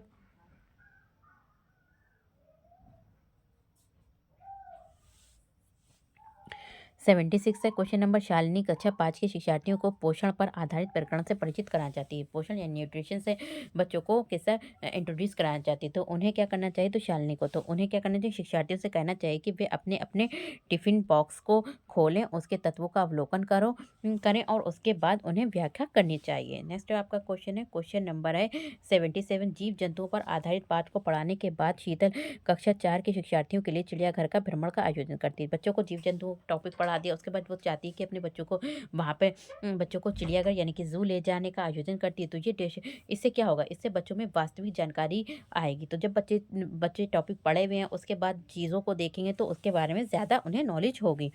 तो इससे क्या होगा? इससे कक्षीय अधिगम को जो भी उन्होंने क्लासरूम में लर्निंग की है, अधिगम सीखा, उसको वास्तविक जीवन की परिस्थितियों के साथ जोड़ने में सहायता होगी। नेक्स्ट क्वेश्चन है क्वेश्चन नंबर 78 है। नीचे दिया गया पैराग्राफ पढ़े जिसे गांव के एक छात्र ने अपने घर के विषय में लिखा है। मैं गाँव से आया हूँ। हमारे गाँव में अत्यधिक वर्षा होती है, इसलिए हमारे घर धरती से लगभग 10 से 12 फुट जो होते हैं 12 फुट ऊँचे बने होते हैं। इन्हें मजबूत बाँस के खंभों पर बनाया जाता है। ये घर अंदर से भी लकड़ी के बने होते हैं। तो ये कहाँ होते हैं? तो ये जो होते हैं वो असम में होते हैं। कहाँ होते हैं? देखिए असम में जो घर बने होते हैं वो बाँस के खंभों पे बने होते हैं। जैसे कि ऊपर खंभों पे घर बने होते हैं और यहाँ पर एक जीना होता है। तो वहाँ पर क्या होती है? बहुत ही ज़्यादा बारिश होती है, इसलिए वहाँ पर घर जो होते हैं वो लकड़ी के बाँस के खंभों पर बने होते हैं। तो ये कहाँ होता है? वो असम में होता है, ठीक है? ये आपकी क्लास 3 की एनसीईआरटी बुक्स में भी दे रखा है। नेक्स्ट क्वेश्चन है 79। निम्नलिखित में से कौन-सा पर्यावरण की कक्षा में रूपात्मक आकलन का समुचित कार्य नहीं है? तो निम्नलिखित में से कौन-सा पर्यावरण की कक्षा में रूपात्मक आकलन का कार्य नहीं है? तो कौन नहीं है? तो यहाँ पे कौन नहीं? जल प्रदूषण की हानियों के बारे में चर्चा करना।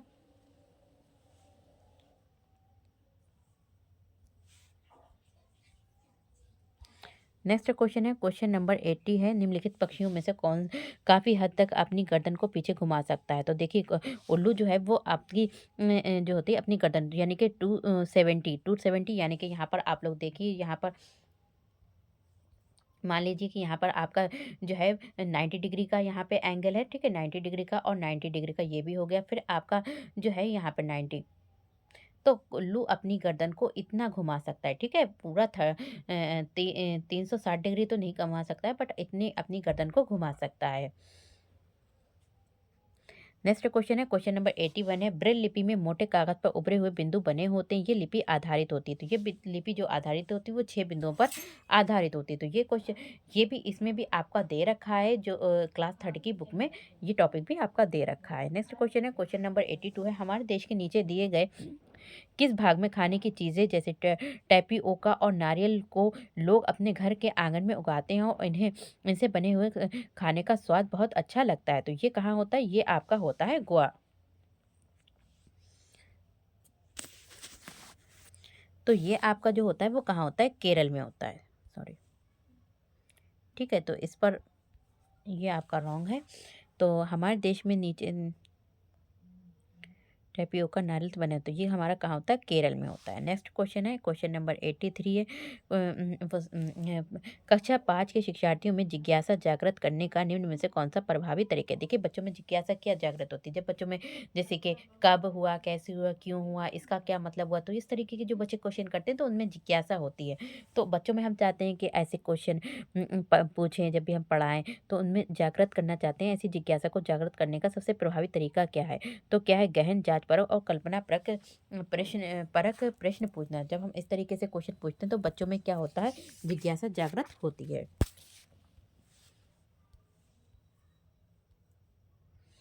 नेक्स्ट क्वेश्चन है 84 है। हरप्रीत अपने शिक्षार्थियों को ये सुझाव देना चाहती है कि पर्यावरण संरक्षण के लिए यानी कि जो भी ईवीएस है उसके संरक्षण के लिए किस प्रकार एक व्यक्ति सबसे अच्छे संभावित तरीके से अपना योगदान दे सकता है। उनका सबसे बेहतर सुझाव हो सकता है, कैसा सुझाव हो सकता है। तो आने जाने के लिए सार्वजनिक सार्वजनिक साधनों का प्रयोग करना। तो आने जाने के लिए हम क्या करें, सार्वजनिक साधनों का प्रयोग करें। नेक्स्ट क्वेश्चन है क्वेश्चन नंबर 85 है। रश्मि को ये सिखाया जाता है कि वो प्रश्न पत्र बनाते समय निम्न चरणों यानी क्रम में नहीं है उनका क्रम में नहीं का अनुपालन करें। तो प्रश्न लिखना, तो हमें इनको सबसे पहले हम अगर कोई भी क्वेश्चन पेपर बना रहे हैं, ठीक है, क्वेश्चन पेपर बच्चों के लिए तैयार कर रहे हैं, तो हमें सबसे पहले क्या करना चाहिए। तो सबसे पहले हमें जो करना चाहिए, प्रश्न पत्र को तैयार करना है, तो सबसे पहले हमें क्या करेंगे, रूपरेखा। सबसे पहले एक डिज़ाइन तैयार करेंगे। नंबर 1 पे हम रूपरेखा तैयार करेंगे, डिज़ाइन को तैयार करेंगे। फिर क्या करेंगे, उनका ब्लूप्रिंट तैयार करेंगे। नेक्स्ट सेकंड पे और थर्ड पे हम करेंगे प्रश्न को लिखना, और फोर्थ पे हम क्या करेंगे, प्रश्न पत्र का संपादन करना। तो इसमें जो अनुपालन किए जाने वाले चरणों को सही क्रम में लगाना है, हमें सही से लगाना है। तो सही क्रम में लगा लिया तो उसमें जो है हमारा आंसर आ जाएगा फर्स्ट ए। नेक्स्ट क्वेश्चन है क्वेश्चन नंबर 86। हाथियों के विषय में नीचे दिया गया कथन कौन सा सही है। तो देखिए हाथियों के विषय में कौन सा कथन सही है। तो सही कथन को बताना है। तो 3 महीने के हाथी के बच्चे का भार सामान्यतः लगभग 2 क्विंटल होता है। तो ये बिल्कुल सही है।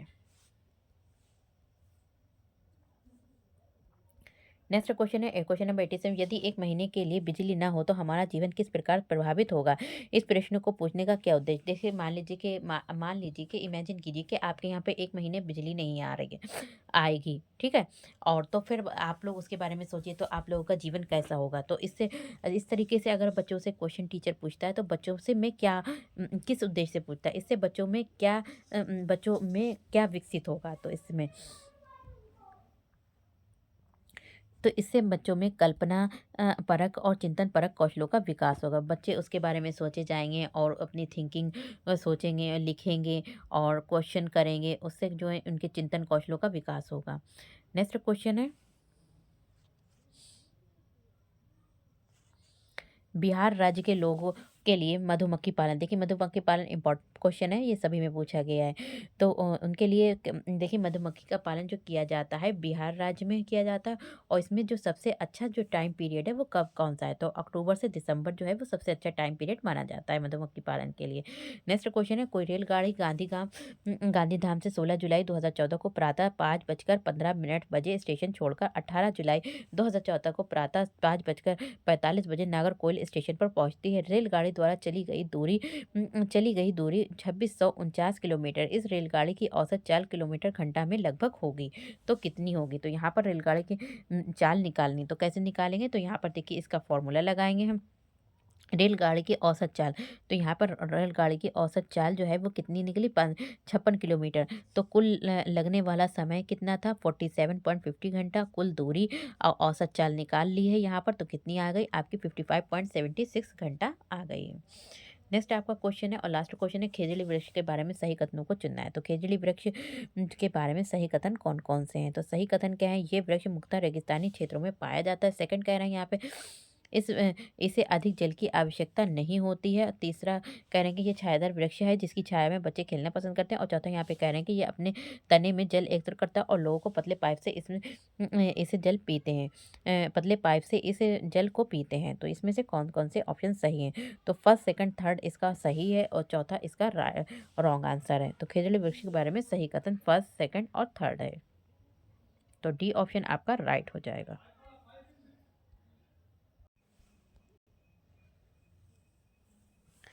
तो चलिए ये जो हमारा एग्जाम हुआ था वो 2015 में हुआ था। तो चलिए ये क्वेश्चन भी हम कर लेते हैं। तो क्वेश्चन नंबर 61 है निम्नलिखित में से कौन से प्राथमिक स्तर पर पर्यावरण अध्ययन में आंकलन के लिए उपकरण और तकनीक हैं। तो देखिए ईवीएस में कह रहे हैं कि ईवीएस को पढ़ाने के लिए ईवीएस को का आंकलन करने के लिए कौन कौन से टूल्स और क्या है टेक्निक हैं। तो कौन से टूल हैं और कौन कौन से टेक्निक हैं। तो यहाँ पे कह रहे हैं कि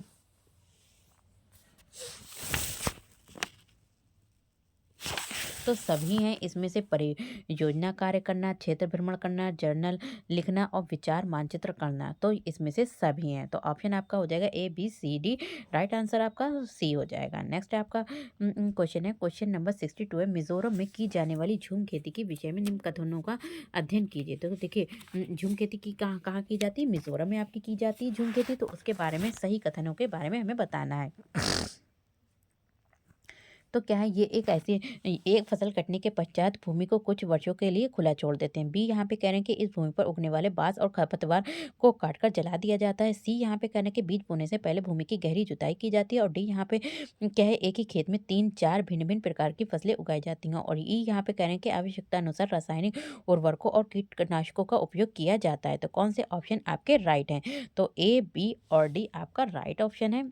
कौन सा? ए है और बी है और क्या है आपका डी। तो ये तीनों आपके राइट ऑप्शन है। तो सही आंसर आपका हो जाएगा ए, बी, डी, यानी कि बी ऑप्शन आपका राइट हो जाएगा। नेक्स्ट आपका क्वेश्चन है, क्वेश्चन नंबर है 63, पर्यावरण अध्ययन के शिक्षण में उन प्रक्रिया आधारित कौशलों को बढ़ावा दिया जाए। देखिए ईवीएस को पढ़ाने में उन यानी कि प्रोसेस पर को बढ़ावा दिया जाना चाहिए जो पूछताछ पर आधारित प्रत्यक्ष अनुभव के केंद्र बिंदु है। निम्नलिखित में से कौन सा एक कौशल नहीं है? इनमें से कह रहे हैं कि कौन सा एक ऐसा कौशल नहीं है? तो क्या है? निर्धारण। तो निर्धारण क्या है? वो पर्यावरण अध्ययन में के कौशल नहीं है। नेक्स्ट आपका क्वेश्चन है, क्वेश्चन नंबर 64, राधा विभिन्न प्रकार की यात्रा टिकटों का उपयोग करती है। ऐसे टिकटों के उपयोग से निम्नलिखित में से किस संकल्पना पर प्रभावपूर्ण ढंग से चर्चा की जा सकती है?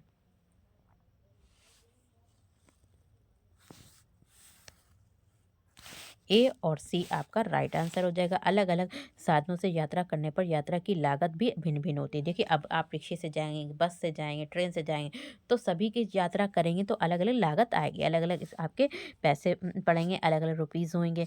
ठीक है। और यहाँ पे सी कह रहे हैं, सी कह रहे हैं कि सार्वजनिक परिवहन से एक स्थान से दूसरे स्थान जाने के लिए हमें टिकट चाहिए होता है। और जो भी हमारे पब्लिक जो भी होते हैं, प्लेस होते हैं, जैसे कि मान लीजिए बस है, तो जो सार्वजनिक हैं, जो गवर्नमेंट की चीज़ें हैं, उससे जाते हैं, तो उनके एक स्थान से दूसरे स्थान तक जाने के लिए हमें क्या होती है? एक टिकट की भी ज़रूरत होती है। तो राइट आंसर आपका सी हो जाएगा। नेक्स्ट क्वेश्चन है, क्वेश्चन नंबर 65, प्राथमिक कक्षाओं के विद्यार्थियों को मानचित्रण मानचित्रण शिक्षण के लिए मानचित्र शिक्षण के निम्नलिखित में से कौन सी युक्ति सर्वाधिक उपयुक्त प्रतीत होती? तो कौन सी युक्ति सर्वाधिक प्रतीत होती? तो कौन सी होती है? डी ऑप्शन आपका राइट हो जाएगा। शिक्षार्थियों की सहायता करने के भी अपने ही संकेतों का उपयोग करते हुए अपने निकटतम परिवेश का मानचित्र बनाएं और तथा वस्तुओं की सापेक्ष स्थिति और दिशा पर ध्यान केंद्रित करें। नेक्स्ट क्वेश्चन है, क्वेश्चन नंबर 66 है। यहाँ पे कहना है कि कक्षा 5 की अध्यापिका माहिका चाहती है कि उसके विद्यार्थी आसपास के पौधों का अवलोकन करें। वो चाहते हैं जो भी उनके आसपास जो भी पेड़ पौधे हैं उनका क्या करें? अवलोकन करें, ऑब्जर्व करें। सार्थक अधिगम सीखने के लिए उसे बच्चों को क्या करना चाहिए? बच्चों को चाहती है कि उनका अधिगम जो है वो सार्थक हो, तो उसके लिए प्रोत्साहित करना चाहती है। तो उसे क्या करना चाहिए? उनकी ऊँचाई, पत्तियाँ, जैसे उन बच्चों से कह सकती है कि आप जो जो भी प पेड़ पौधों को देख रहे हैं कि उनकी ऊँचाई कितनी है, पत्तियाँ कितनी कैसी हैं, किस शेप में हैं, गंध और उगने के स्थानों में अंतर का अवलोकन कराना चाहिए। नेक्स्ट क्वेश्चन है, क्वेश्चन नंबर 67 है। प्राथमिक स्तर पर पर्यावरण अध्ययन पढ़ाने के निम्नलिखित में से कौन-सा पहलू सबसे महत्वपूर्ण होना चाहिए? तो हम बच्चों को 1st टू 5th पर अगर ईवीएस पढ़ा रहे हैं तो उसके लिए कौन-सा महत्वपूर्ण पहलू होना चाहिए? तो इसमें क्या है, बच्चों को सीखने वालों को प्राकृतिक और सामाजिक सांस्कृतिक पर्यावरण से जोड़ना है। हमें सबसे पहले बच्चों को हमें क्या करना होगा? तो यहाँ पे उनको प्राकृतिक यानी कि नेचर से जोड़ना होगा और सामाजिक सांस्कृतिक पर्यावरण से जोड़ना होगा। नेक्स्ट क्वेश्चन है, क्वेश्चन नंबर 68 है। प्राथमिक स्तर पर चित्रांकन सिखाने से शिक्षार्थियों में निम्नलिखित में से किस कौशल को बढ़ावा मिलता है? तो किस कौशल से बच्चों को चित्रांकन सिखाने से बच्चों को किस कौशल में कौन सी स्किल को बढ़ावा मिलता है? तो किसमें मिलता है? तो ये जो बढ़ावा मिलता है, सापेक्ष स्थिति और दिशा बोध की जानकारी होती है। नेक्स्ट क्वेश्चन है, क्वेश्चन नंबर 69, निम्नलिखित तालिका का अध्ययन कीजिए। तो यहाँ पे क्या है? पेट्रोल का मूल्य। यहाँ पे देखिए पेट्रोल का मूल्य था 2007 में और दिसंबर 2014 में। तो पेट्रोल का मूल्य था 47.74 और दिसंबर में ये जो था मूल्य जो था वो बढ़ गया था, इंक्रीज हो गया। ठीक है। यहाँ पर कम था और यहाँ पे क्या हो गया? इंक्रीज हो गया। यहाँ पे कम था। फिर क्या हुआ? डीजल का मूल्य जो था वो 35 था। 1 लीटर, ठीक है? डीज़ल का मूल्य भी कम था, लेकिन क्या हो गया, वो बाद में बढ़ गया डीज़ल का मूल्य। तो उपयुक्त तालिका का अध्ययन करने के बाद कक्षा 5 के विद्यार्थियों को देवमीत ने अपनी नोटबुक में ये लिखा, क्या लिखा? पेट्रोल डीज़ल की अपेक्षा अधिक महँगा ईंधन है, या पेट्रोल की अपेक्षा डीज़ल के मूल्य में वृद्धि का प्रतिशत अधिक है, डीज़ल सस्ता है इसलिए सार्वजनिक परिवहन इस पर चलता है, या फिर डीज़ल पेट्रोल से सस्ता ईंधन है, लोग डीज़ल वाली गाड़ियों को खरीदनी चाहिए। तो यहाँ पर क्या है, बी ऑप्शन राइट है, सी और डी निष्कर्ष हैं। तो सी और डी क्या है? निष्कर्ष है। डीज़ल सस्ता है, ठीक है? डीज़ल क्या है? वो सस्ता है। देखिए यहाँ पर डीज़ल क्या था? डीज़ल पहले भी यहाँ पर सस्ता ठीक ठीक ठीक यहाँ पे था और बाद में भी सस्ता है। फिर कह रहे हैं कि डीज़ल सस्ता है इसलिए सार्वजनिक जो भी जैसे कि बसें हैं या फिर ट्रक हैं जो भी चल रहे हैं तो उनके लिए किसका प्रयोग करना चाहिए? तो वहाँ पर डीज़ल का प्रयोग करना चाहिए। डीज़ल पेट्रोल से सस्ता ईंधन है, लोगों को डीज़ल वाली गाड़ियाँ खरीदनी चाहिए। दोनों ही ऑप्शन इसका निष्कर्ष निकला।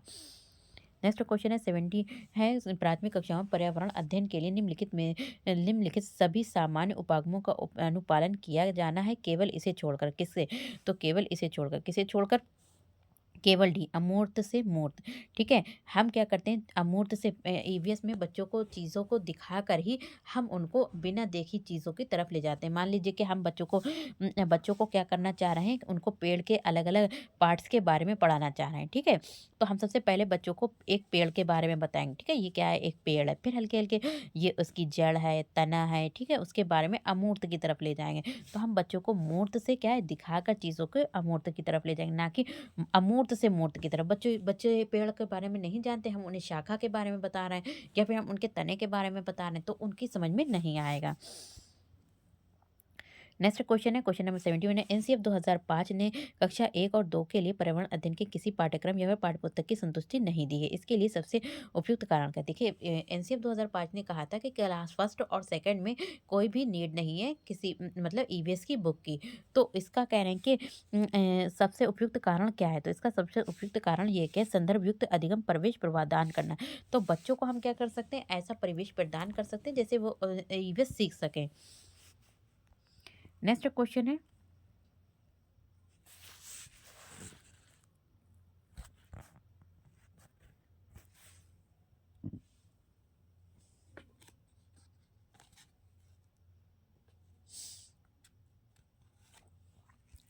क्वेश्चन नंबर 72 एक अध्यापक को कक्षा 4 के विद्यार्थियों को हमारे देश के भोजन की सांस्कृतिक विविधताएं पढ़ाएं। देखिए हमारे देश में अलग अलग जगह पर अलग अलग तरीके के भोजन होते हैं। तो इस विषय को पढ़ाने के लिए सर्वोत्तम विधि निम्नलिखित में से कौन सी होगी? तो इसके लिए सबसे उचित विधि जो होगी वो कौन सी होगी? तो अपने देश के विभिन्न राज्यों हम क्या कर सकते हैं, अपने देश के विभिन्न राज्य, देखिए एक देश में अलग अलग स्टेट्स होते हैं, राज्यों के विभिन्न लोगों द्वारा खाए जाने वाले विविध भोजनों के बारे में चिड़िया विद्यार्थियों को एक प्रोजेक्ट परियोजना दें। हम बच्चों से ये भी कह सकते हैं कि इस कंट्री में क्या खाया जाता है, ठीक है? अलग अलग देश हैं तो अलग अलग स्टेट में क्या क्या खाया जाता है, तो बच्चे उस पर खोज करके लेकर आएंगे, बनाकर प्रोजेक्ट तैयार करके ला सकते हैं। तो इससे बच्चों को भी नॉलेज होगी। नेक्स्ट क्वेश्चन है क्वेश्चन नंबर है 73 यदि हम पक्षियों का अवलोकन करते हैं तो हम ये पाते हैं कि अधिकांश पक्षी अपनी गर्दन अत्यधिक हिलाते हैं। इसका कारण क्या है? देखिए अगर आपने पक्षियों को ज़्यादा मतलब ऑब्जर्व किया है, देखा है, तो पक्षी क्या करते हैं, वो अपनी गर्दन को बहुत ही ज़्यादा हिलाते हैं। इसका कारण क्या है? तो पक्षियों के इसका कारण ये होता है कि अधिकांश पक्षियों के नेत्र जो होते हैं वो स्थिर होते हैं। क्या होते हैं? जो भी उनकी आँखें होती हैं वो एक ही जगह पर होती हैं। जैसे हम लोग जो भी रेटिना होता है कि हम लोग ऊपर-नीचे कर सकते हैं आइज़ को ऊपर-नीचे, बट क्या जो होते हैं पक्षी होते हैं वो ऊपर नहीं कर सकते हैं। इसलिए वो क्या करते हैं, हर जगह अपनी गर्दन को घुमाकर चीज़ों को देखते हैं। नेक्स्ट क्वेश्चन है क्वेश्चन नंबर 74 रीना आम पसंद करती है, वो इन्हें जाड़ों के लिए संरक्षित करना चाहती है। देखिए आम पसंद करती है, वो चाहती है कि गर्मियों में आम आते हैं, वो चाहती है कि हम जाड़ों में भी आम खाएँ, तो इसके लिए वो उसे क्या करना होगा? तो वो अचार और आम पापड़ बना सकती है। तो अचार बना सकती है या फिर आम पापड़ बना सकती है। नेक्स्ट क्वेश्चन है केरल के निकटवर्ती राज्य कौन-कौन से हैं? देखिए केरल के जो निकटवर्ती राज्य हैं वो कौन-कौन से हैं? तो केरल के निकटवर्ती राज्य को तो के कर्नाटक और तमिलनाडु। देखिए का से केरल होता है, क्या से कर्नाटक होता है और तमिलनाडु। तो आप इसको याद रख सकते हैं केरल, कर्नाटक, तमिलनाडु। निकटवर्ती राज्य। नेक्स्ट क्वेश्चन है, क्वेश्चन नंबर 76 है, निम्नलिखित में से हमारे देश के किस राज्य में अधिकतर लोग नारियल के तेल में पकी हुई समुद्री मछली खाना पसंद करते हैं? तो कहाँ पर समुद्री मछली? तो गोवा में जो है नारियल के तेल में बनी समुद्री मछली को खाना पसंद करते हैं। नेक्स्ट क्वेश्चन है, क्वेश्चन नंबर 17, निम्नलिखित में से कौन सा जानवर जंतु है जिसके अग्र दांत हमेशा बढ़ते रहते हैं? देखिए गिलहरी के जो दांत होते हैं आगे के, वो क्या होते हैं, हमेशा आगे बढ़ते रहते हैं, इसलिए वो चीज़ों को कुतरती रहेगी ताकि उसके ज़्यादा से ज़्यादा दांत जो है वो ना बढ़े, तो इसलिए जो है वहाँ पर, तो राइट ऑप्शन आपका हो जाएगा गिलहरी। नेक्स्ट क्वेश्चन है, क्वेश्चन नंबर 78, कोई किसान उर्वरकों और कीटनाशकों का अधिक उपयोग करके अपने खेतों में बार बार धान की फसल उगा रहा है, तो ऐसा करने से उसके जो खेतों की जो मिट्टी है, मृदा है, वो कैसी हो जाएगी? बंजर हो जाएगी। एक ही फसल को बार बार उगाने से जो मिट्टी होती है वहाँ की क्या होती है? बंजर हो जाती है। नेक्स्ट क्वेश्चन है 79 है, रेगिस्तानी ओक के बारे में निम्नलिखित कथनों का अध्ययन कीजिए। देखिए रेगिस्तानी ओक के बारे में निम्नलिखित कथनों का अध्ययन करना है और उसके बाद में हमें सही कथन बताना है। तो सही कथन क्या है आपका? ए कह रहे हैं कि रेगिस्तानी ओक एक वृक्ष है जिसकी ऊंचाई हमारी कक्षा के कमरे के बराबर अर्थात 4 मीटर होती है। बी कह रहे हैं कि इस वृक्ष की जड़ नीचे वृक्ष की ऊंचाई के लगभग 30 गुनी गहराई तक जमीन में भीतर होती है जब तक कि पानी तक ना पहुंच जाए। सी कह रहे हैं कि इस वृक्ष के तने में पानी एकत्रित होता है और डी कह रहे हैं कि ये एक वृक्ष अबू धाबी में पाया जाता है। तो कौन कौन से ऑप्शन इसके राइट हैं? तो इसका जो राइट ऑप्शन है वो कौन से ए बी सी है, डी इसका गलत ऑप्शन है। यहाँ पे कह रहे हैं कि डी आपका रॉन्ग है, A B C right option है, तो राइट आंसर आपका हो जाएगा A B C. Next question है, क्वेश्चन नंबर 80, कोई व्यक्ति 2/11/2015 को मंड गांव से नागरकोइल जाने के लिए रेलगाड़ी में बैठा। रेलगाड़ी 7:45 बजे मंड गांव से चली और अगले दिन अर्थात 3/1/2015 को 4:45 बजे नागरकोइल पहुंची। यदि इन दोनों स्टेशनों के बीच की दूरी 1400 किलोमीटर है तो रेलगाड़ी की औसत चाल लगभग होगी। तो औसत चाल यहाँ पर निकालना है, तो कितनी होगी?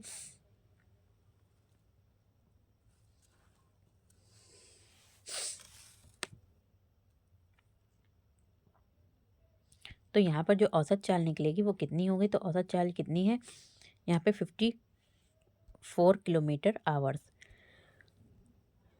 नेक्स्ट क्वेश्चन है, क्वेश्चन नंबर 81 है, नई दिल्ली में रहने वाला कोई व्यक्ति पहले भोपाल मध्य प्रदेश और फिर रांची झारखंड का भ्रमण करना चाहता है, तो उसकी यात्रा की जो भी डायरेक्शंस होंगी वो क्या होंगी? तो वो क्या जाएगा, पहले कहाँ जाएगा? दक्षिण दिशा में और फिर कहाँ है? पूर्व दिशा में, पूर्व दिशा में।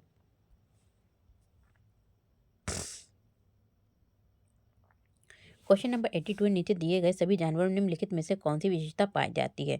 तो वे अंडे देते हैं, वे जहरीले होते हैं, वे भूमि एवं जल कौन कौन से, जैसे कि यहाँ पे छिपकली है, गौरैया है, कछुआ, सांप, तो ये क्या है? तो छिपकली, गौरैया, सांप ये सभी क्या होते हैं? ये सभी अंडे देते हैं। देखिए छिपकली भी अंडे देती है, गौरैया और कछुआ, सांप ये सभी क्या होते हैं? अंडे देते हैं। सभी में एक ही विशेषता पाई जाती है। नेक्स्ट क्वेश्चन है 83, प्राथमिक स्तर पर पर्यावरण अध्ययन के शिक्षण में कहानियों और कविताओं को प्रभावी ढंग से उपयोग किया। देखिए जो भी हमारी ईवीएस की बुक है फर्स्ट टू फिफ्थ में, वहाँ पर किसका प्रयोग किया है? कहानियों का यूज़ किया गया है, प्रयोग किया गया है और कविताओं का उपयोग किया गया है। तो इससे क्या होगा, पर्यावरण अध्ययन में इनका उपयोग का मुख्य उद्देश्य क्या है, क्यों इसका उपयोग किया गया है? तो इससे क्या होगा, इससे भी सीखने के लिए संदर्भगत वातावरण प्रदान करना, एक अच्छा उनको एनवायरनमेंट मिलेगा। नेक्स्ट क्वेश्चन है, क्वेश्चन नंबर 84 है, एक प्राथमिक स्तर की अध्यापिका जला भाव के विषय पर अपनी कक्षा 4 के बच्चों को प्रभावपूर्ण तरीके से किस प्रकार आंकेगी? तो किस प्रकार से आंकेगी? तो इसका ऑप्शन आपका क्या आ जाएगा? ये पता करके कि उन्होंने अपने दैनिक जीवन में जल को बचत कैसे प्रारंभ की है। नेक्स्ट क्वेश्चन है, क्वेश्चन नंबर 85 है, आपके प्रधानाचार्य ने आपको कहा कि कक्षा 5 के विद्यार्थियों को शैक्षिक अवलोकन यात्रा के लिए ले जाएं। इस अवलोकन यात्रा को सार्थक बनाने के लिए आप अपनी योग्यता में क्या सम्मिलित करेंगी? तो क्रियाकलाप की एक स्त्रीकृत शीट उस स्थान के बारे में तैयार करना और प्रमाणित तथा सार्थक अध्ययन के लिए उसे विद्यार्थियों के साथ यात्रा से पूर्व साझा करना।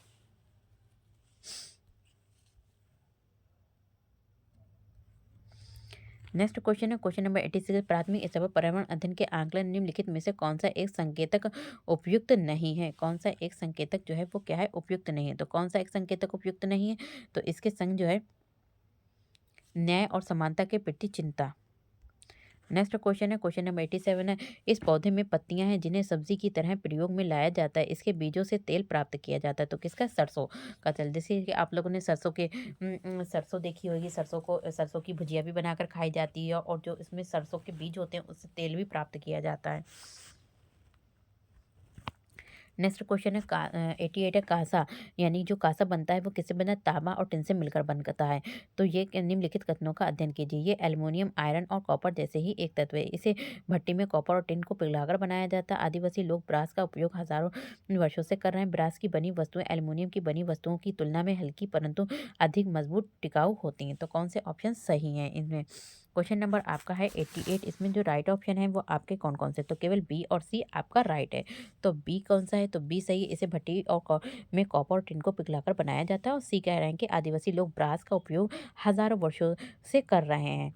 तो राइट ऑप्शन आपका हो जाएगा बी, केवल बी और सी राइट है। नेक्स्ट क्वेश्चन है, क्वेश्चन नंबर 89 है, निम्नलिखित में से कौन सा मच्छरों से होने वाले फैलने वाले रोग का समुच्चय है? तो देखिए, चिकनगुनिया है, डेंगू है, मलेरिया है, तो ये सभी मच्छरों से फैलने वाले रोग हैं।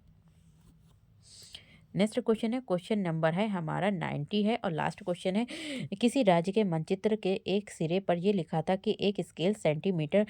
देखिए, मानचित्र जो होता है जिसे हम बोलते हैं मैप, ठीक है, मैप बोलते हैं जिसे हम मैप मैप बोलते हैं मानचित्र को। यहाँ पर लिखा था स्केल 1 सेंटीमीटर, 110 मीटर, ठीक है। वहाँ पर अगर एक स्केल में 1 सेंटीमीटर दे रखा है, यहाँ पे 1 सेंटीमीटर दे रखा है, तो अगर हम बाहर देखें तो उसकी कितनी जो मीटर होगा तो वो 110 किलोमीटर होगा, ठीक है, वहाँ पर एक। यदि इस मानचित्र पर किन्हीं 2 शहरों के बीच की दूरी, मान लीजिए कि यहाँ पर की दूरी और यहाँ के बीच की दूरी कितनी है?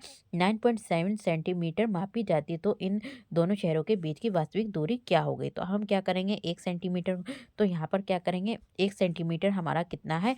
110 सेंटीमीटर है, 110 मीटर है, तो 1 सेंटीमीटर हमारा 110 सेंटीमीटर, मानचित्र को 2 शहरों के बीच की दूरी जो है वो 9.7 सेंटीमीटर है। तो हम क्या करेंगे? इनकी मल्टीप्लाई कर देंगे, 110 की 9.7 सेंटीमीटर से जब मल्टीप्लाई कर देंगे, जब हम मल्टीप्लाई करेंगे तो हमारा क्या हो जाएगा? 1067 मीटर हो जाएगी, ठीक है। और 1000 मीटर में कितना होता है? 1 किलोमीटर होता है, तो कितना होता है? 1.967 किलोमीटर हो जाएगा। आप जैसे कि अगर यहाँ पर 7 दे रखा है और 7 नहीं दे रखा है, तो 9 से भी मल्टीप्लाई कर सकते हैं। तो नेक्स्ट वीडियो में मैंने आपके 120 क्वेश्चंस के समथिंग मैंने क्वेश्चंस करा दिए हैं। नेक्स्ट वीडियो में मैंने जो भी बचे हुए क्वेश्चंस उनको कराऊंगी, और उससे नेक्स्ट वीडियो में जो भी आपके रह जाएंगे 24, जो भी अभी तक 2024 तक एग्जाम हुए हैं, क्वेश्चन रह गए हैं, वो सभी क्वेश्चंस आपके कंप्लीट करा दूंगी। तो मिलते हैं नेक्स्ट वीडियो में।